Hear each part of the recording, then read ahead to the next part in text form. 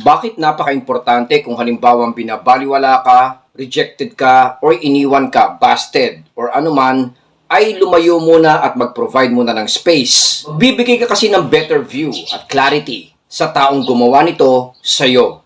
Especially kung halimbawang expose or nasanay siya sa'yo repeatedly. Repeated exposure ang tawag doon. Natural na hanapin niya to at mamiss niya to, lalong-lalo na kung halimbawang ang ine-expect niya ay itutuloy mo to, gagawin mo to, at i-justify mo to. The moment you walk away or the moment na nag-provide ka ng space, ay magbibigay sa kanya ng iba yung doubt, matindi at solidong doubt, kung tama ba ang kanyang ginawa. Kung kaya ba niya yung mga darating na araw at panahon na wala ka, kung nasaktan ka niya, okay ka lang at ano ang nangyari sa'yo.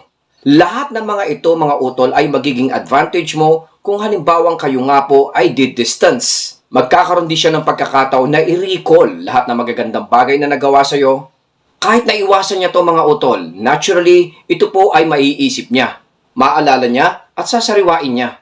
At dito ka magiging effective dahil sa distance na ginawa mo, mararamdaman niyang confident ka at may self-respect. Lahat ng mga bagay na to mga utol will make you very, very attractive sa mga mata niya, sa puso niya at sa isip niya.